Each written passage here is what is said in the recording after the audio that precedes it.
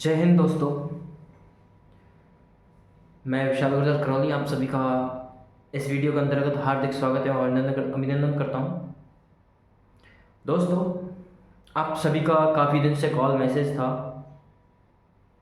कई साथी व्हाट्सएप पर मैसेज करते थे, कई वॉइस कॉल कर रहे हैं। तमाम साथी एक ही सवाल पूछते हैं, विशाल भाई आखिर महिला आरक्षण के बारे में क्या चल रहा है? हम जीत से कितना नज़दीक हैं, या फिर अभी तक हमने क्या हासिल किया, कुछ तो बताओ। तो साथियों, सबसे पहले तो मैं शुरुआत से चर्चा करूं। महिला आरक्षण का मुद्दा पिछली 14 जून से लगातार हम पूर्ण रूप से अपनी मांग उठा रहे थे, मजबूती के साथ उठा रहे थे। तमाम हमने नेताओं का साथ लिया, उनमें मनोज भाई हों या फिर हनुमान किसान भाई हों, और कई ऐसे साथी जो आए चले गए। चले किस लिए गए आप सभी को पता है। सिर्फ हमारी कमजोरियों को पता चल गई, क्योंकि हमने कभी उन्हें ना तो एकजुटता दिखाई, ना हमने कभी भीड़ दिखाई उन्हें। यदि हमारे पास इस शिक्षक भर्ती लेवल 1 की तैयारी करने वाले जब लाखों की संख्या में साथी हैं, तैयारी लाखों की संख्या में करते हैं, फॉर्म लाखों की संख्या में भरते हैं, हजारों की संख्या में जॉब लगते हैं, फिर जब संघर्ष की बात आ जाए, पिछले जब से बीएसटीसी की शुरुआत से हुई है तब से लेकर आज तक के संघर्षों की बात की जाए, तो मैं कहूँ कि 1% युवा भी किसी भी लड़ाई में साथ नहीं देते हैं। और मैं तो यह कहना चाहता हूँ, मुश्किल से 10% युवा यदि किसी भी लड़ाई में साथ दे देना, तो संघर्ष जीत सकते हैं हम, लड़ाई जीती जा सकती है। और बगैर संख्या बल के तो आप सभी को पता है, हम तो खैर मजबूरी में हैं, क्योंकि हमने बीएसटीसी का कोर्स किया है, इसलिए हम यहाँ पर डटे हुए हैं। बाकी कई युवा साथी आए चले गए। मेरे साथ में आपने कई युवा साथियों को देखा होगा जो इतने ज़बरदस्त, उनके अंतर्गत एक जज्बा था कुछ करने का, लेकिन आपके इस झूठे विश्वास ने सभी को दूर कर दिया। मैं आप सभी से गुजारिश करना चाहता हूँ, इस वीडियो को आप ज़रूर एंड तक देखना, क्योंकि इस वीडियो में मैं बहुत सारी चीज़ें, बहुत सारी बातें आप सभी तक पहुँचाने वाला हूँ। अभी तक हमारे साथ क्या घटित हुआ, क्या नहीं होना चाहिए था, आगे क्या होना चाहिए, इसके बारे में विस्तृत चर्चा कर रहा हूँ इस वीडियो के अंतर्गत। तो साथियों, सबसे पहले मैं बात करूँ, इस पूरे मुद्दे को उठाने में मनोज भाई का बहुत ज़बरदस्त साथ रहा। जयपुर में शहीद स्मारक पर प्रदर्शन हो, चाहे जिला स्तर पर कई जगह प्रदर्शन हो, मैं भी कई जगह पहुंचा, युवा साथियों ने बुलाया, मैं पहुंचा, मैं बाड़मेर पहुंचा, होनियारा पहुंचा। तो कई युवा साथी मुझसे भी उम्मीद रखने लगे, मनोज भाई से भी उम्मीद थी, लेकिन वो कहते हैं ना कि जब खुद अपने अधिकारों के लिए खड़े नहीं होते हैं, तो निश्चित तौर पर अपनी हार स्वीकार कर लेनी चाहिए ऐसे युवाओं को। कई दिनों से हम मजबूती के साथ जब संघर्ष कर रहे थे, मजबूती के साथ जब लड़ रहे थे, तो मनोज भाई को भी दिखाई दिया कि अब युवा हमारे साथ नहीं लगेंगे, वो साइड हो गए। इस पूरे मुद्दे को भूलकर वो शायद ऐसा ही भर्ती के पीछे लग गए, क्योंकि उन्हें शायद ऐसा लगने लगा हो कि वहाँ भीड़ अच्छी होगी महिला आरक्षण के खिलाफ।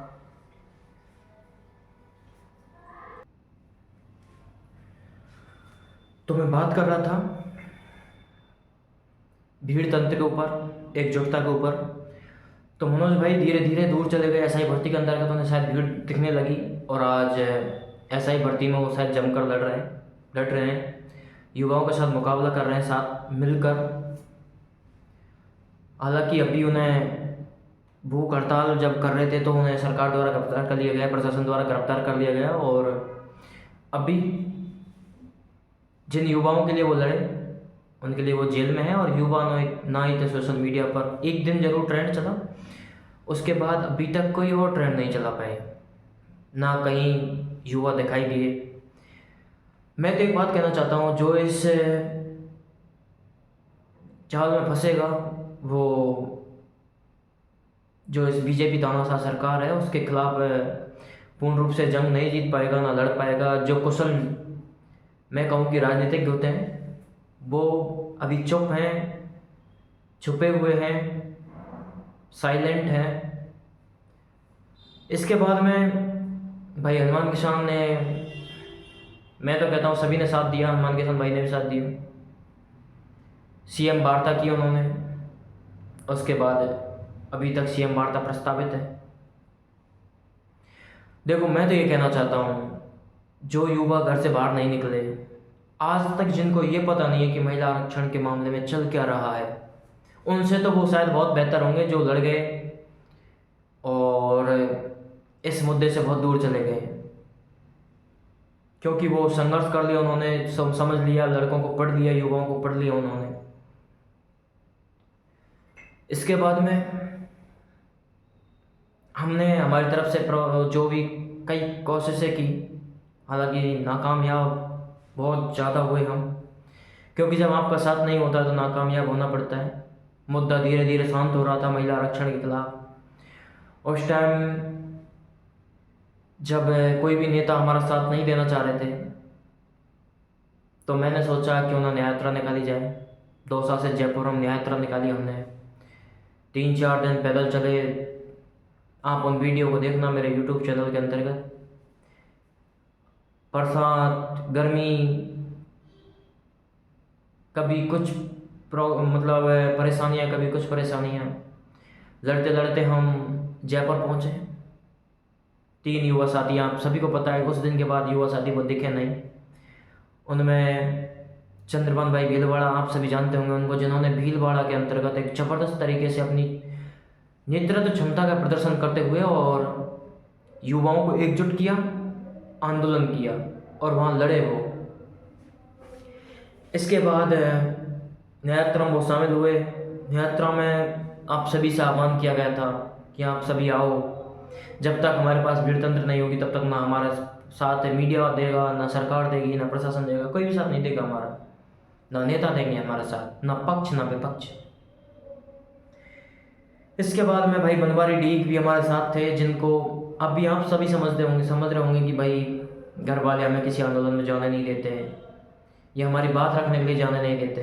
तो मैं एक बात कहना चाहता हूँ, संघर्ष आज आप करोगे, जीत जाओगे तो आपका भला है, हारोगे तो ना, मैं तो कहूँ कि हार जाने के बाद यदि हम कोई भी युवा साथी असफल होता है तो मैं आप सभी को निश्चित तौर पर कहना चाहता हूँ, ना घर वाले इस चीज़ का सपोर्ट करेंगे कि तूने आंदोलन की आवाज़ क्यों नहीं उठाई, ना और साथी कहेंगे, ना कोई और कोचिंग संस्थान वाले कहेंगे, ना कोई और कहेगा। सिर्फ तुम्हारा वक्त कहेगा, तुम्हारा जो समय अब चल रहा है वो समय जब अब निकल जाएगा, उसके बाद जब भविष्य को आप देखोगे, उसके अंतर्गत आप किस तरीके से संघर्ष कर रहे होंगे, कैसी आपकी परिस्थितियाँ हुई होंगी। मैं और आप सभी युवा साथी जानते हैं, जो बीएसटीसी की तैयारी की, बीएसटीसी का कोर्स किया, निश्चित तौर पर धनाढ़ नहीं है वो, एक मिडिल क्लास या फिर लोअर क्लास फैमिली से बिलोंग करते हैं, कोई बड़ा परिवार या फिर उच्च, मैं कहूँ कि मजबूत एक इकोनॉमी वर्ग से होते हम, तो निश्चित तौर पर इस कोर्स को नहीं करते हैं।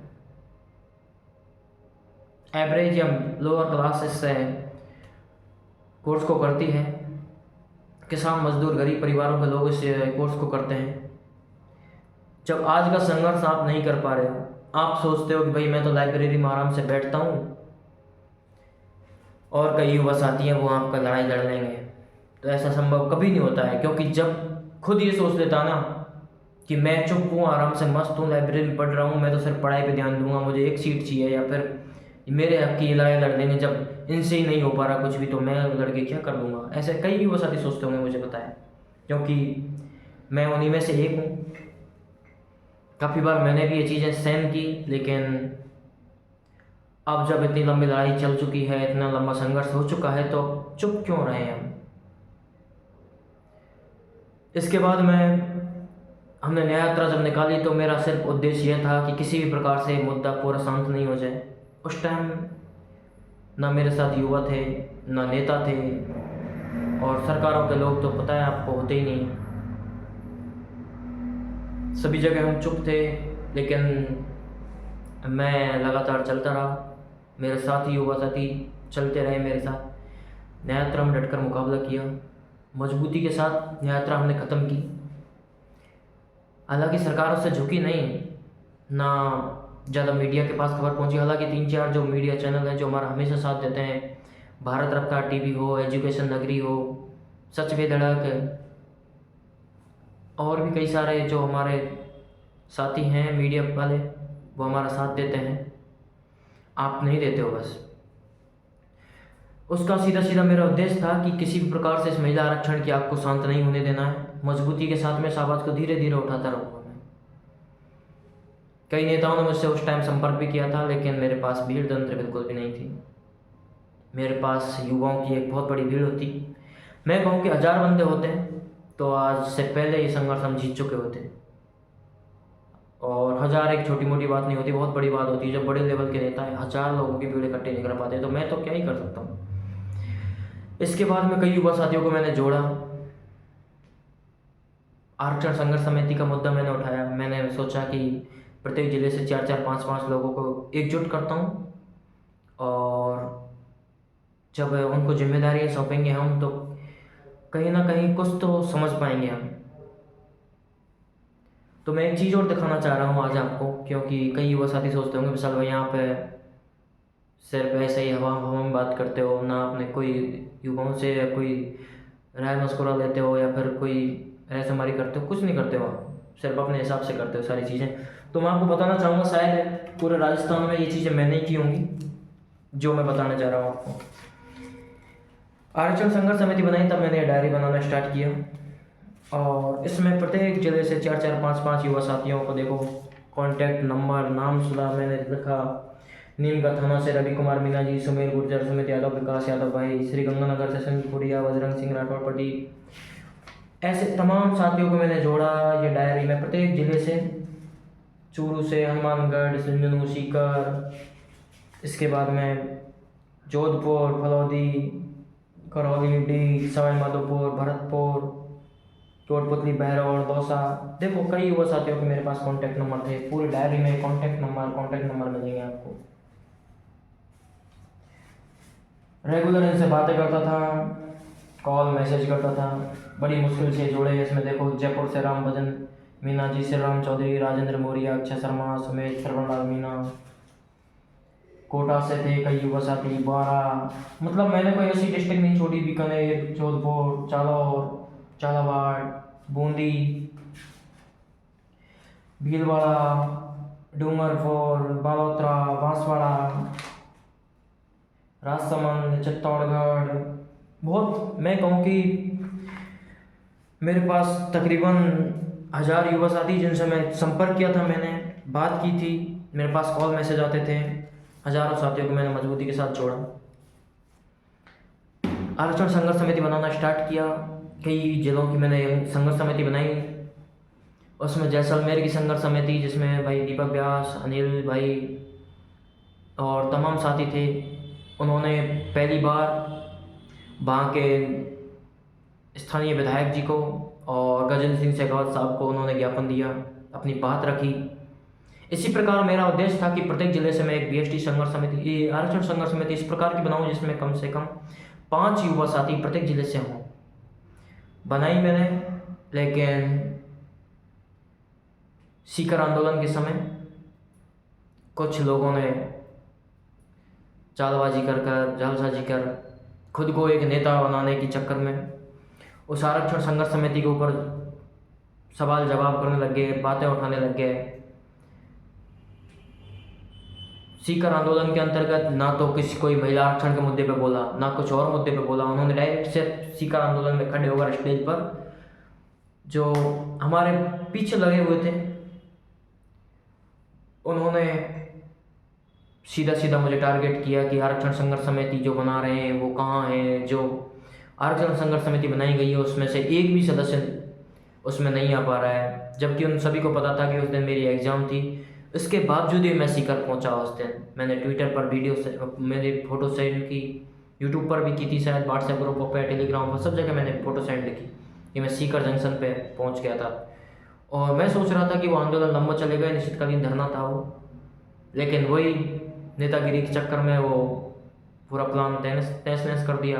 एक दिन का ज्ञापन दिया, रैली निकाल दी एक दिन का, जिस चीज़ को हम छोड़ चुके थे दोबारा से वही ज्ञापन दिया, वही रैली निकाली।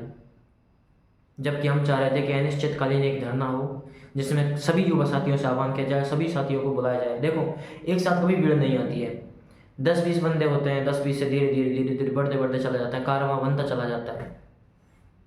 इस प्रकार संघर्ष जीता जाता है। तो वहाँ सीकर आंदोलन के तो समय सीकर आंदोलन जो सीकर से आरक्षण संघर्ष समिति बनाई थी उसका अध्यक्ष स्टेज पे खड़ा है, उसके सामने बोली जा रही हैं चीज़ें कि संघर्ष समिति कहाँ, संघर्ष समिति से एक भी युवा साथी नहीं आया, जबकि वहाँ का अध्यक्ष उनके साथ में खड़ा था। शाम को उस सीकर संघर्ष समिति के भी जो अध्यक्ष थे उनका इस्तीफा दिला दिया जाता है। वहीं से मेरे खिलाफ साजिशें चालू हो जाती हैं। साजिशें क्यों होती है मैं आप सभी को इसके बारे में बता रहा हूँ, धीरे धीरे सुनते जाओ आप। उसके बाद धीरे धीरे और बातें चलती गई। 1 मिनट रुकिएगा।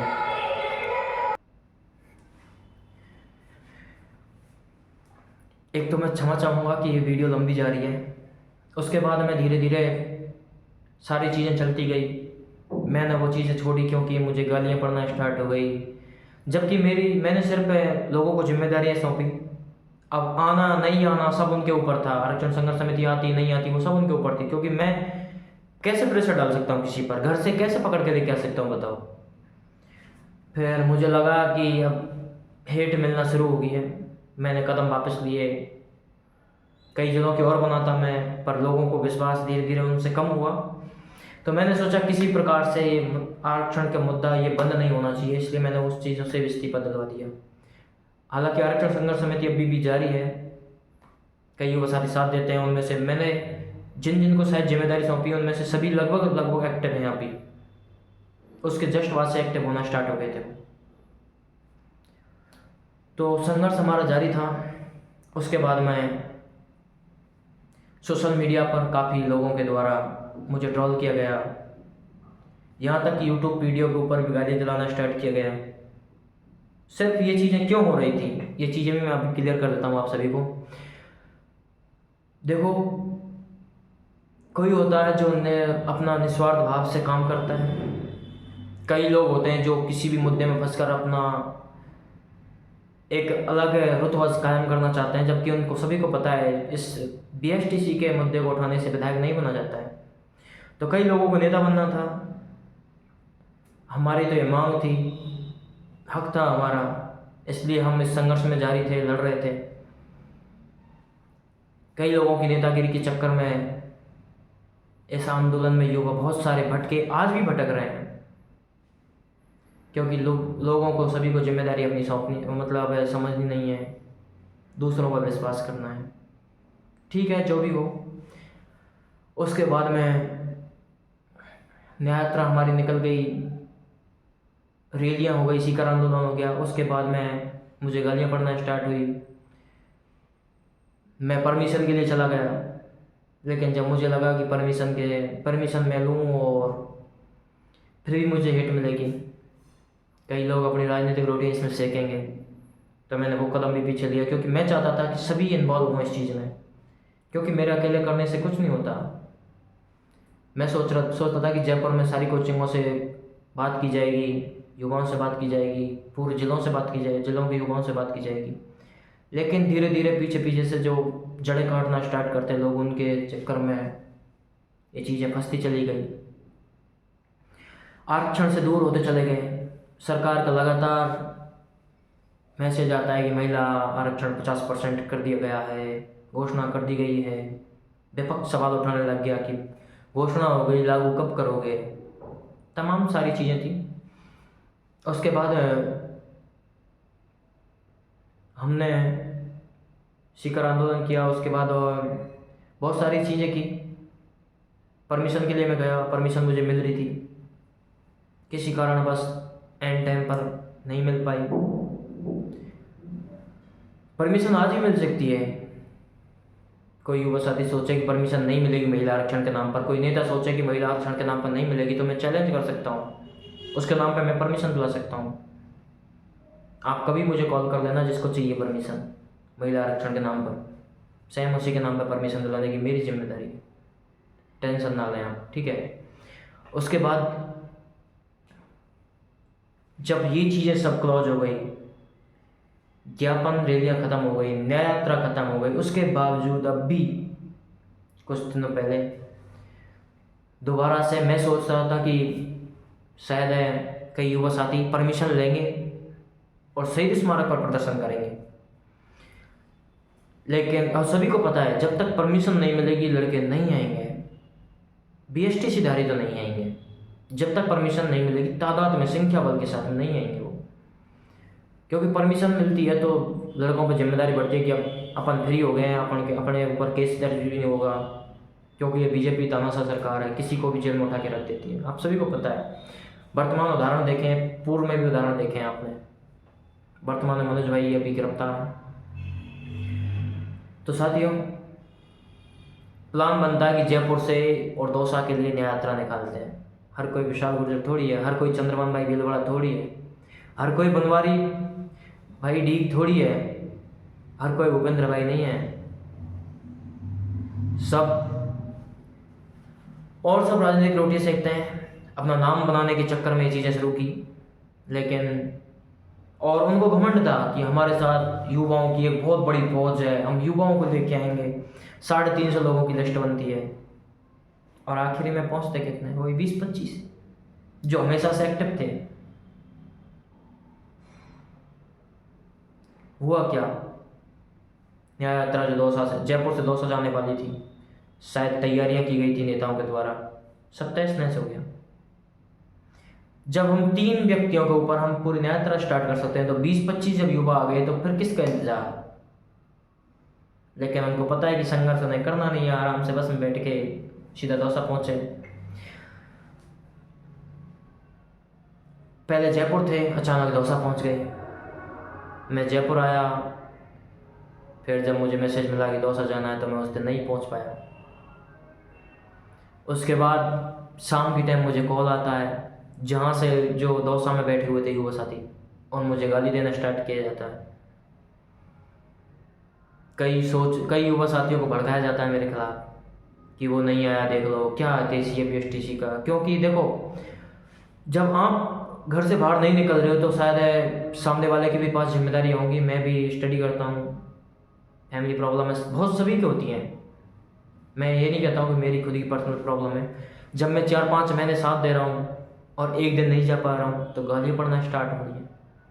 ये आपकी गालियाँ इस महिला आरक्षण को युवाओं से बहुत दूर ले जाकर खड़ा कर दिया इन्होंने, इन गालियों ने नेताओं को बहुत दूर कर दिया। पहले नेताओं को दिया आपने, उसके बाद अब तो आपका ये आलम है कि अब हम जैसे जो तैयारी करते हैं, जिन्होंने BSTC का कोर्स किया है, उनको गालियाँ पड़ना स्टार्ट हो जाती हैं। गालियाँ दी शाम को, मैं अगले दिन पहुंच गया दौसा। उससे पहले उन्होंने कुछ नहीं किया, आराम से सब चुप बैठे थे। उसके बाद मैं वहाँ पर दौसा जब मैं पहुँचा, BJP कार्यालय पे पहुँचा, तो वहाँ पर सभी युवा साथी साथ थे। सभी को ऐसा लग रहा था पहले कि विशाल भाई साथ नहीं देंगे, कुछ अनबन है इनके। मैं मजबूती के साथ गया यहाँ से, चुपचाप आराम से जो काम था वो किया, लोगों के भ्रम तोड़े। इसके बाद मैं दौसा में, कई युवा साथी पूछ रहे थे, कॉल भी कर रहे थे कि दौसा में क्या किया था, तो दौसा में बता दूँ आपको। शाम को तो कुछ नहीं किया, जिस दिन मैं नहीं गया उस दिन कुछ नहीं किया। अगले दिन जब मैं पहुंचा, उसके बाद मैं करोललाल जी मीना साहब पहुँचे, उनसे हमने बात रखी।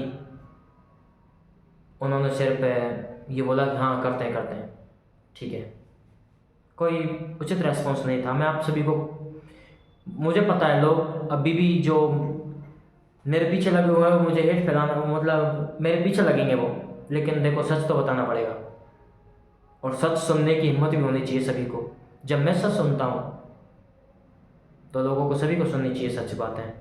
तो करोड़ीलाल जी ने बिल्कुल उनको, देखो जब पक्ष, अपने घर में कौन आग लगाता है बताओ?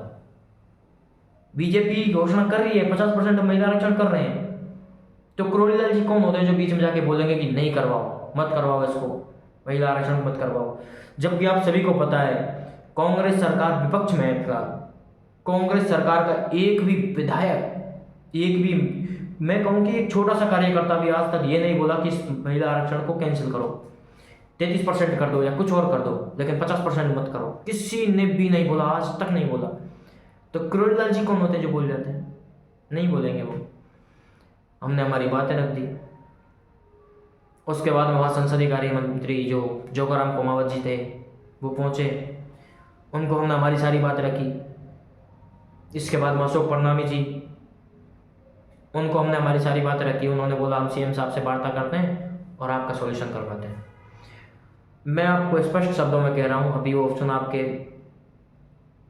समय खड़े हुए हैं, उपचुनाव है वो अभी, इसलिए वो इस मुद्दे पर हमारा सिर्फ समर्थन करते हैं, वरना और जगह और टाइम पे जाते हैं ना तो सबसे पहले भागा बोल देते हैं। ठीक है, जो कुछ हुआ, यदि युवाओं की भीड़ होती तो निश्चित तौर पर हमारी सुनी जाती है। मैं आप सभी को दावे के साथ कह सकता हूँ ये चीज़ें। हमारे साथ 250-300 युवा होते ना तो 200 से निचोड़ निकलता, 100% निकलता। लेकिन आप सभी तो लाइब्रेरी में पढ़ना है, आपको कोचिंग में पढ़ना है, घर पर रहना है, क्योंकि आप सेफ जोन में रहना पसंद करते हो ना। एक सोशल मीडिया पर आपको तो सिर्फ कमेंट करनी है कि महिला आरक्षण के बारे में कुछ भी क्यों नहीं कर रहे हो, ये चीज़ें बोलनी है आपको। और अगली बार में ये एक बात और निकल के सामने आती है आपकी कि अगली बार भाई आप कहीं भी आंदोलन रख दो, मैं ज़रूर आऊँगा और मैं आपके साथ हूँ। पिछले 4-5 महीने से मैं यही चीज़ें, यही शब्द सुन रहा हूँ, आपकी यही पंक्तियाँ सुन रहा हूँ। ठीक है, आप कभी तो आपकी आंखें खुलेंगी, कभी तो आप समझोगे। इसके बाद में हमें देखो कह दिया गया ज़रूर कि हम सीएम साहब तक बातें पहुंचाएंगे, कुछ करेंगे इस मुद्दे पर। हालांकि अभी उपचुनाव है इसलिए कुछ ज़्यादा नहीं बोले वो, और उपचुनाव के बाद तो आप सभी को पता है नेता कहाँ से कहाँ चले जाएंगे। देखो एक बात बताऊँ मैं आपको, जब रैलियाँ हो गई, न्याय यात्रा हो गई, उसके बाद में रैलियाँ करना, उसके बाद में न्याय यात्रा दोबारा निकालना, ये कोई सटीक रणनीति नहीं थी। इसका दुष्परिणाम ये हुआ कि दौसा से निराश होके, हताश होके जयपुर पहुंचे उल्टे। इसके बाद में अब दोबारा में मुझे ऐसा एहसास हो रहा है कि दोबारा एक नई और डेट दी जाएगी। मैं आप सभी को कहना चाहता हूँ, जब तक आप एक्टिव ना हो, मजबूती के साथ लड़ना नहीं, तब तक ये फालतू में क्यों बातें करनी, क्या डेट देनी। डेट कई बार दे दी, 20-25 लोग आते हैं तो इतना ही आएंगे, 50 आ जाएंगे, 100 आ जाएंगे। इसका सीधा सीधा एक, मैं कहूँ कि जंग यदि आपको लड़नी है तो संख्या बल के साथ में बैठना होगा और अनिश्चितकालीन धरने के लिए बैठना होगा। इसके अलावा कोई और सोल्यूशन नहीं है, क्योंकि ना नेता सुनेंगे ना कोई और सुनेगा। और जयपुर में तो अनिश्चितकालीन धरने पर बैठने के लिए कम से कम 500 युवा, यदि कम से कम चाहिए। यदि 500 नहीं हो तो आप आराम से मस्त होकर घर बैठो, सोशल मीडिया पर कमेंट करते रहो आराम से। क्योंकि आप सभी को पता है एसआई भर्ती वाले जब विरोध कर रहे थे तो उनको लाठियां मार के भगा दिया गया। ये कांग्रेस नहीं है, कांग्रेस के कार्यकर्ता घर घर में थे, कांग्रेस पे दबाव डालने देते थे। लेकिन ये बीजेपी सरकार है, तानाशाह सरकार है, किसी को भी उठा के जेल में रख देती है। तो जब 10-20-50-100 लड़के होंगे ना तो कुछ नहीं होगा इन चीज़ों से। और बार बार में तारीखें देने से ये आंदोलन और कमज़ोर होता है। हालांकि मेरा तो सब जगह सपोर्ट है, आप जब भी बुलाओगे। देखो पर्सनल प्रॉब्लम होती हैं, कभी नहीं आ पाऊँ तो माफ़ कर दिया करो, भाई हूँ आपका। और मैं कोई नेता तो हूँ नहीं जिसको, यदि मैं नेता होता तो टाइम से पहले पहुँच जाता। मैं नेता नहीं, मैं स्टूडेंट हूँ, मैं तैयारी कर रहा हूँ, पढ़ रहा हूँ मैं। जैसे आप पढ़ रहे हो। और मैं वीडियो भी नहीं बना पाता, सोशल मीडिया पे कम एक्टिव रहता हूँ। हालांकि ट्विटर पे मैं सारी चीज़ें डाल देता हूँ, पोस्ट कर देता हूँ, और यूट्यूब पर वीडियो नहीं डाल पाता हूँ क्योंकि अब इतना टाइम मिलता नहीं है। ये समय निकल जाएगा, यदि महिला आरक्षण 50% ही रहा तो फिर कुछ भी घटनाएं मतलब होती हैं तो कोई ये नहीं कहेगा कि भैया आपका तो भाई महिला आरक्षण 50% हो गया था। क्योंकि 50% आए, महिला आरक्षण हो जाए चाहे 70% हो जाए, फिर भी लड़के तो लगेंगे। और जब आपका सिलेक्शन नहीं होगा तो लोग सिर्फ और सिर्फ यही चीज़ें पूछेंगे, भाई आपका सिलेक्शन क्यों नहीं हुआ। फिर आप क्या जवाब दोगे। मैं अब ये वीडियो भी बहुत लंबी खिंची है, बार बार मुझे लाइव भी नहीं आना है, ना मैं आ पाता हूँ, टाइम का अभाव है। देखो स्टडी करनी पड़ेगी, स्टडी करते रहो। मैं भी आप सभी से गुजारिश करता हूँ, पढ़ाई बिल्कुल नहीं छोड़नी है, पढ़ाई करते रहना है। महिला आरक्षण घटे बढ़े जो भी हो, पढ़ाई ज़रूर जारी रखनी है। कई युवा साथी कहेंगे कि भाई पढ़ाई नहीं होती। भाई पढ़ाई तो आप तो खैर घर बैठे हो, चाहे कहीं भी हो, आप कैसी कंडीशन हो। मैं तो 4-5 महीने इसी चीज़ में बिता चुका हूँ। मैं ये नहीं कहता हूँ कि इस महिला आरक्षण की आप मांग को यही दबाना है, मजबूती के साथ लड़ना है। आप जब निश्चित तौर पर श्योर हो जाओ कि हाँ अब भाई अब हमें लड़ना है, अब हम बिल्कुल घर रूम परिवार सबसे फ्री हो चुके हैं, अब हमें लड़ना है, उस दिन आप बोल देना। परमिशन भी आएगी, जयपुर में आंदोलन भी होगा, और जयपुर में ऐसा आंदोलन होगा जो कभी आपने सोचा ना होगा। आज तक का सबसे बड़ा आंदोलन होगा। यदि आप जब तक श्योर नहीं होंगे कि भाई अब हमें लड़ना है, अब हमें एक डेट दे दो, अब आंदोलन हमें करना ही है, हम मजबूती के साथ आपके सामने खड़े रहेंगे, कर लेंगे दोबारा आंदोलन। जयपुर में जब तक आंदोलन नहीं करेंगे तब तक ना सोशल मीडिया मतलब मीडिया सुनेगा हमारी, ना सरकार सुनेगा, ना कोई नहीं सुनेगा हमारी बातें। ठीक है, जो भी कहीं कुछ गलतियाँ हुई हो माफ़ करना। छोटा भाई हूँ आपका, बड़ा भाई हूँ आपका, जैसा भी आप समझो। और इस लड़ाई को हम बिल्कुल जारी रखेंगे, मजबूती के साथ लड़ेंगे। लेकिन आप जब तक श्योर नहीं होंगे कि हाँ भैया हमें लड़ना है, हम परिवार से फ्री हो गए, घर से फ्री हो गए, या कहीं यहाँ से फ्री हो गए। एक और बात मैं बता दूँ आपको, जो पुराने साथी हैं जो इस मैदान से छोड़ के चले गए हैं सारी चीज़ें, उन सभी का ज़रूर साथ लेना है हमें, क्योंकि उनमें बहुत ज़बरदस्त नेतृत्व क्षमता थी। जैसे बाड़मेर में थे कई युवा साथी, जैसे भाई देवाराम थे, भावेंद्र भाई थे, और कई साथी थे, मैं नाम भूल गया हूँ, और नाम कुछ याद रहे आते भी हैं, नहीं भी आते हैं, माफ़ करना भाइयों। जोधपुर में भी थे कई युवा साथी, पुरानी बीएसटी संघर्ष समिति थी, उन्होंने भी काफ़ी सारा मतलब बातें करते हैं, बड़े भाई की तरह अपना बिहेवियर दिखाते हैं हमें। काफ़ी सारे साथियों से बात होती है मेरी, सभी का अच्छा साथ है, सभी मजबूती के साथ लड़ रहे हैं। तो मैं आप सभी से यही गुजारिश करना चाहूँगा, जब तक आप बिल्कुल श्योर ना हो किसी भी डेट के अनाउंसमेंट ना करें, क्योंकि बार बार डेट अनाउंस करने से महिला आरक्षण आंदोलन कहीं ना कहीं एक विघ्न पड़ता है इन चीज़ों में। क्योंकि जब हम बार बार आंदोलन की डेटें दोगे तो सभी का विश्वास टूटता है कि भाई ये तो रोज़ाना ही आंदोलन करते हैं, और आंदोलन निचोड़ पर भी नहीं पहुंचता है। सबसे बड़ी कमी तो ये है कि आंदोलन करते हैं और निचोड़ पर भी नहीं पहुंचते हैं। निचोड़ पर इसलिए नहीं पहुंचते हैं क्योंकि आपको घर बैठना है आराम से, नेताओं को गाली निकालनी है, ये चीज़ें बोलनी है कि हम बीजेपी का पूर्ण रूप से बहिष्कार करते हैं। घर बैठकर कौन सा बहिष्कार होता है बताओ आप। बहिष्कार करना है तो घर से बाहर निकलो। चलो अभी इतना ही, और जब टाइम मिलेगा आप सभी के बीच में ज़रूर उपस्थित रहूँगा। जब आप याद करोगे तब ज़रूर उपस्थित रहूँगा, नहीं हो पाऊँ तो माफ़ करना। और फालतू की हमें नेतागिरी चाहिए नहीं, जिन्हें नेतागिरी चाहिए वो नेतागिरी करो आराम से। सभी भाई मस्त रहें, पढ़ते जरूर रहें। मैं यही जरूर कहूँगा कि सर महिला आरक्षण के मैटर पर ही नहीं लगे रहें, सोशल मीडिया पर ही नहीं लगे रहें। जिस दिन आपको बुलाएं मजबूती के साथ आओ, जब आपको जिम्मेदारी सौंपी जाएगी हाँ भैया अब सोशल मीडिया पर एक्टिव रहना है, एक्टिव हो, वरना पढ़ाई को टाइम हमें देना पड़ेगा। इसी के साथ इस वीडियो को एंड करता हूँ। जय हिंद, मिलते हैं एक नए पड़ाव पर।